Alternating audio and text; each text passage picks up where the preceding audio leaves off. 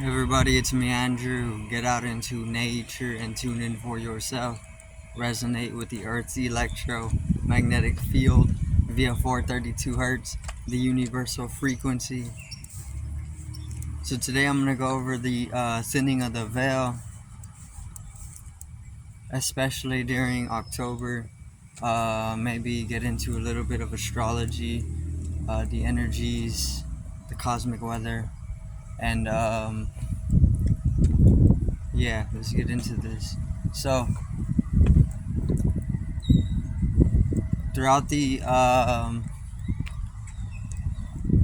throughout the cyclical system that we got going, right, which we usually use astrology to map out the rhythms, the various different events that are taking place. We have certain periods, we have certain seasons where the veil between realities is thinned, right? By this I mean that there's multiple different realities, there's multiple different planes, there's multiple different universes, right? And this is proved. I mean, you could go through any different study of it, but any different study that you go through to teach yourself about this, it's all gonna show you that there's multiple different realities, right? So the veil between realities likes to thin itself from time to time, and then it can also thicken, right?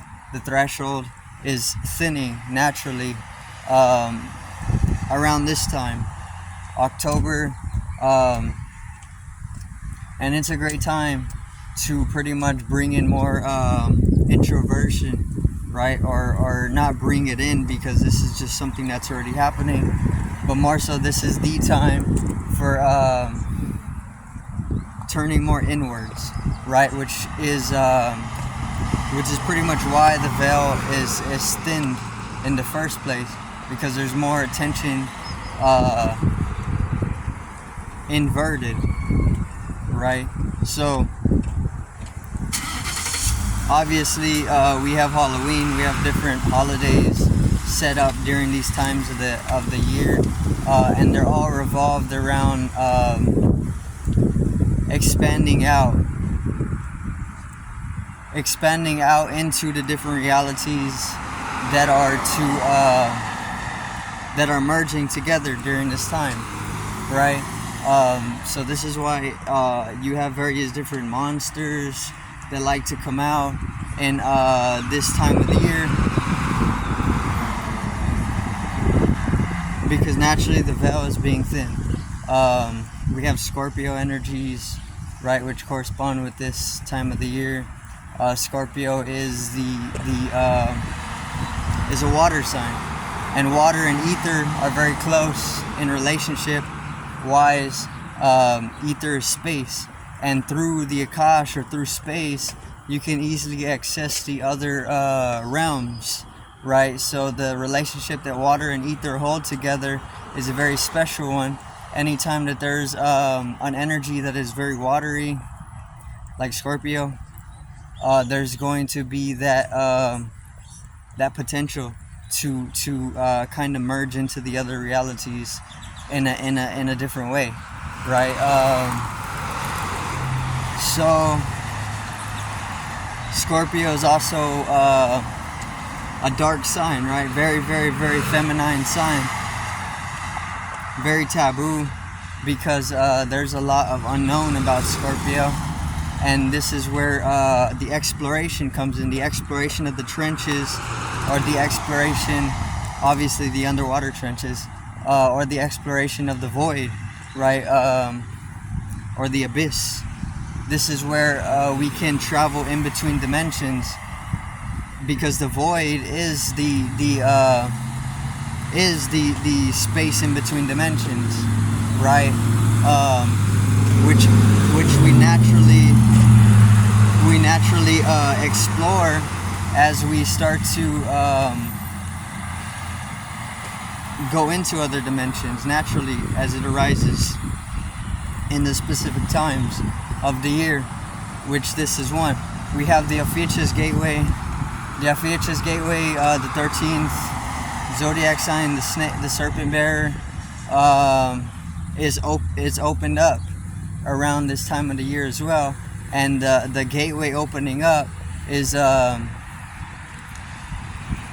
it's very, very impactful upon the society and the coding that's being kept in regularity, right? Meaning the gateway opening itself actually can lead to anomalies and whatnot, as things from the fourth dimension start to spill into the third dimension, right?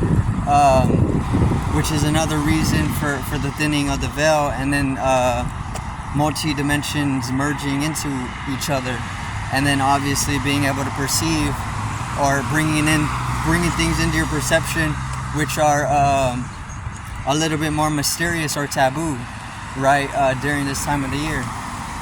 And obviously certain types of magic are definitely empowered during this time of the year due to the feminine energy that is in resonation.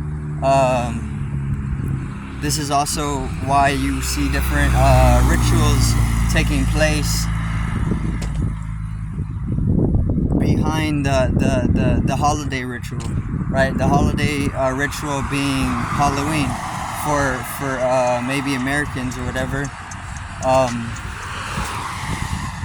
But there's that whole ritual, and then there's obviously ritual magic taking place that is empowered with the energy of the ophichus gateway and the scorpion energy. So there's definitely this is the opportunity to be able to explore into the other dimensions through the void or through the unknown, right? The unknown is very, very, very vital for our existence, because without the unknown we wouldn't really be able to know anything, right? And obviously there's the duality in it. It's 99% unknown, 1% known, right? The unknown is the space and the 1% is the matter. 99% space, 1% matter, right? So everything, we pretty much don't know anything, and this is the time where the unknown actually arises within the collection, so that we can explore into deeper aspects of our being which remained untapped or unexplored previously, up until these rhythms or the resonance, the specific wavelength that's taking its place during this time of the year, right? So creativity, Scorpio is a very creative sign, right? Very intuitive as well. So the intuition is definitely tuned in in a different way, especially during this time of the year.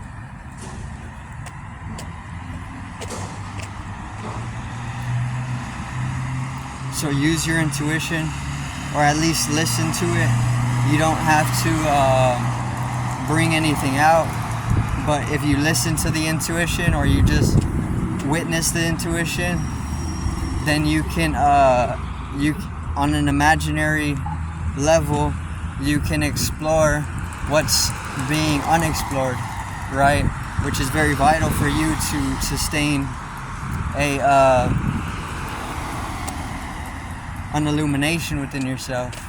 Illumination is needed in the void. If you go into the trenches, the underwater trenches, there's all sorts of creatures that are utilizing bioluminescence to be able to light their way in what seems like a void, right? So you have the exact same ability. You have bioluminescence.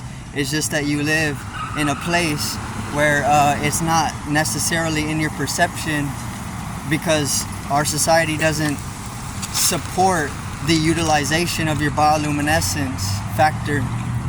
More so, it relies on artificial lightings instead of natural lightings that are emanating from the body-mind complex, or the soul itself, right?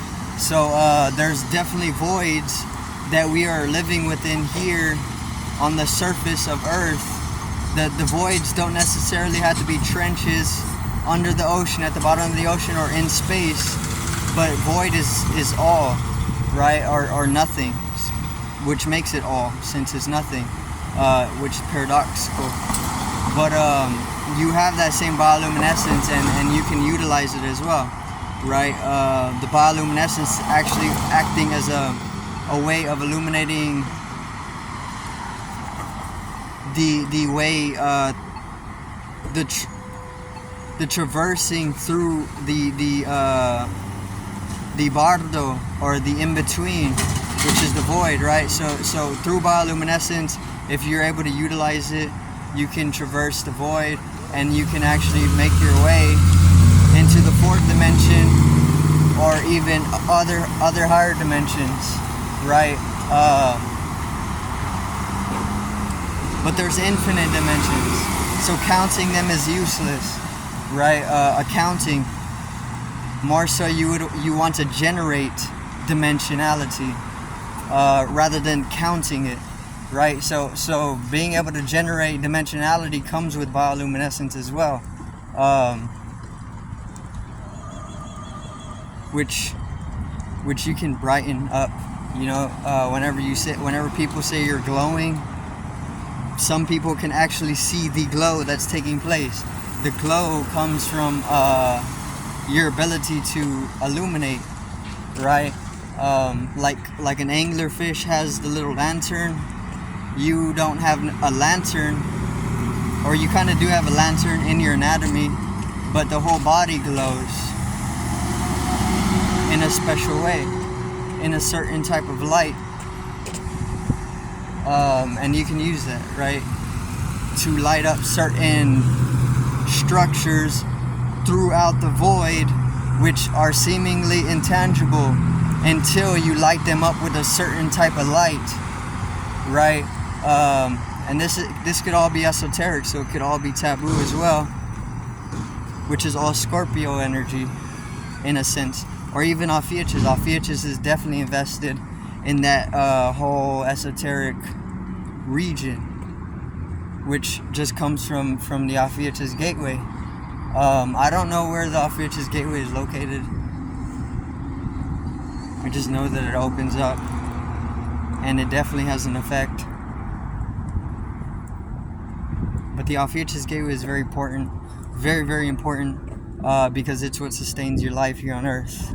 Without it, things would spiral off into chaos, and we would definitely be lost, right, out in the void. The ophichus is able to traverse the void unlike any other being, right? This is why we need the serpent. The serpent comes from the void. Or the serpent and the void have a very, very, very unique relationship, right?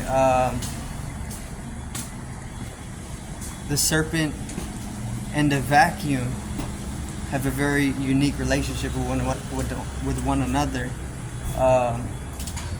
So without being able to bear that specific code of our DNA, which is the serpent, we would not be able to traverse. We would not be able to exist or sustain ourselves, right? So ophichus is very important. Utilizing the energy of the gateway is going to allow you to start traversing the fourth dimension more simply, right? Each and every time that the gateway opens, every year, you download more and more information from the cosmic waves of its reverberation to develop and study more of what is being downloaded from the cosmic waves, to be able to exist in the fourth dimension or develop into the fourth dimensional anatomy that is already structured within your being. But you gotta shift into that octave, right? We're currently residing on a little bit lower of a wavelength as a collection, but slowly we're able to evolve and develop with the energies of the cosmos, right? So the thinning of the veil, very, very, very important. This is the time where the veil is thinned, and not only is it the time where the veil thins, but this is the time where you can break through. This is what the thinning of the veil is for, and this is what all the ritual magic taking place during this time is for, so that people can break through into the interdimensionality, right? And then develop it into their anatomy, and then continue forth. But that should be it for today's video. I do thank everybody for watching. Once again, peace out, one love, and have a great morning.